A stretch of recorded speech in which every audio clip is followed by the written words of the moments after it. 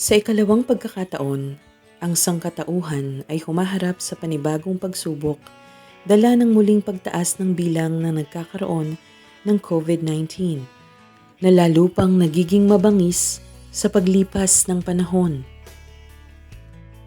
Kaya naman napakalaking pag-asa ang dala ng pagkakaroon ng bakuna upang maiwasan ito.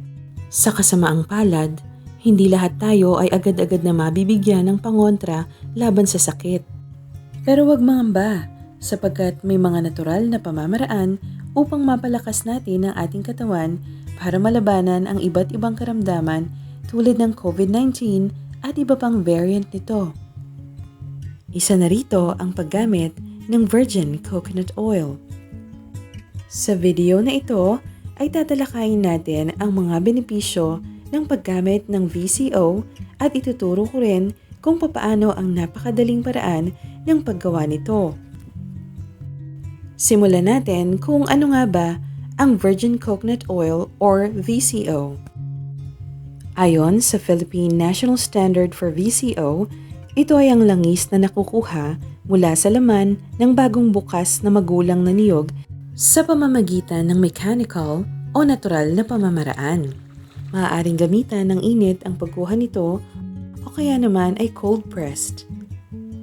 Ang VCO ay hindi nagdaan sa anumang chemical refining. Ang chemical refining ay ang proseso kung saan hahaluan ito ng kemikal upang ito ay mapalinaw o bleaching at matanggal ang amoy o deodorization kaya't nananatili sa natural na estado ang langis. Ngayon na alam na natin kung ano ba ang VCO, talakayin naman natin kung ano-ano ang kanyang mga katangian kung bakit ang VCO ay tinaguriang miracle oil. Nakapagbibigay ng proteksyon ang VCO laban sa heart diseases sapagkat pinapataas nito ang high-density lipoproteins or HDL na siya namang kumukolekta sa sobra o hindi nagamit na cholesterol sa katawan upang i-excrete ng atay bilang energy. Kaya't ang VCO, kasama ng tamang pagkain at pag-eehersisyo ay kombinasyong kinakailangan para sa malusog na puso.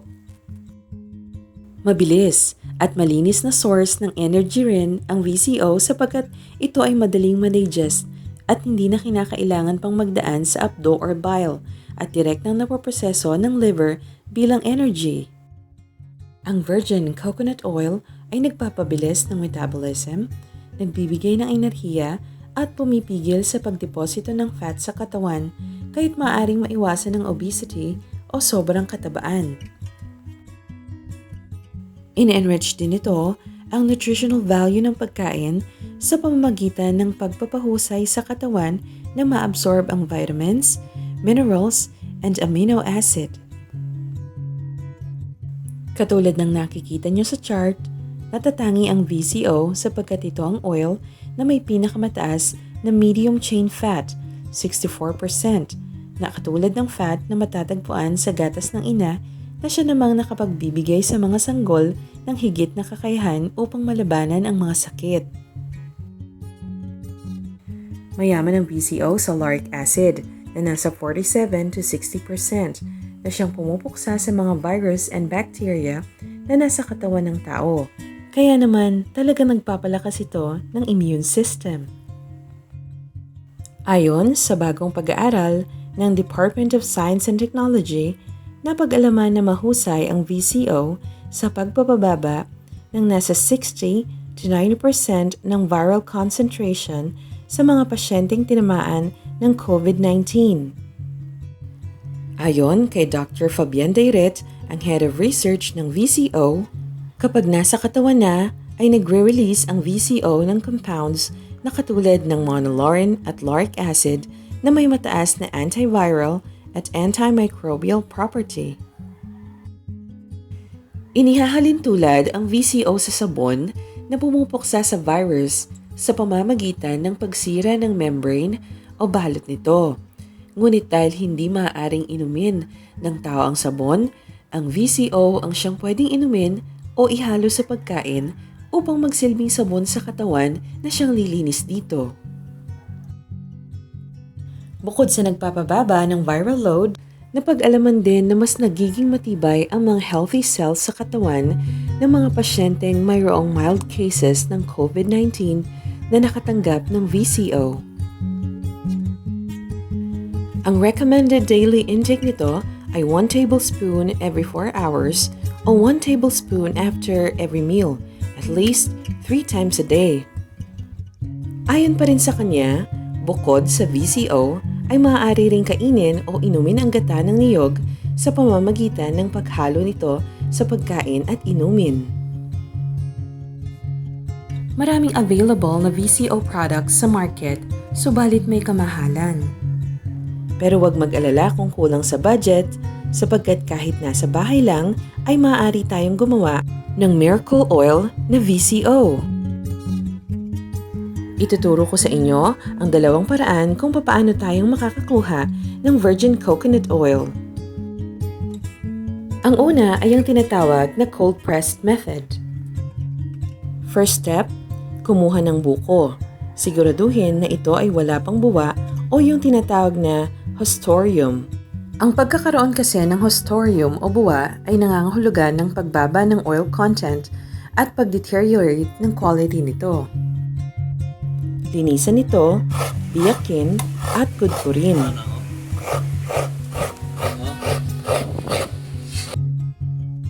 Second step, pigain ang nakudkod na laman ng niyog at salain ito.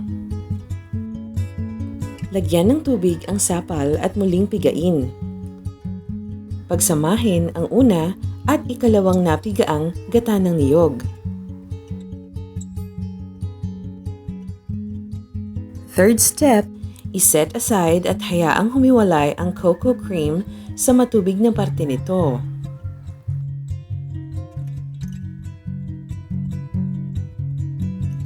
Fourth step ay ang paghiwalay ng cocoa cream sa cocoa skim milk or yung watery part na naiiwan sa ilalim.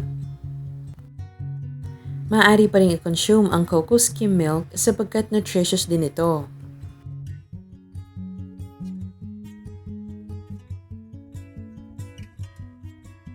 Heto na ang initial phase ng ating virgin coconut oil.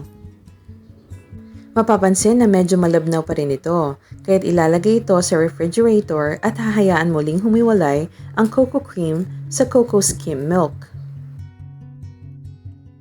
Sa ikalawang pagkakataon ay muli nating ihihiwalay ang cocoa cream sa cocoa skim milk.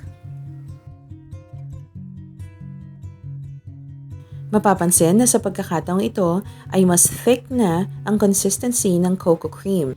Ibig sabihin ay unti-unti na nating nakukuha ang purong form ng ating virgin coconut oil.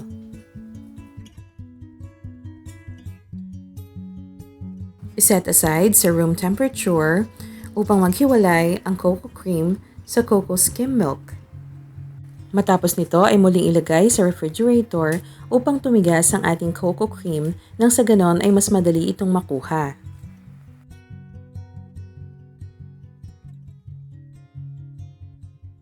Sa ikatlong pagkakataon ay narito na ang ating pinalamig na cocoa cream milk. Kapansin-pansin na buo na itong nabakbak, indikasyon na after 3 series of separations, finally, nakakuha na tayo ng pure cold-pressed virgin coconut oil.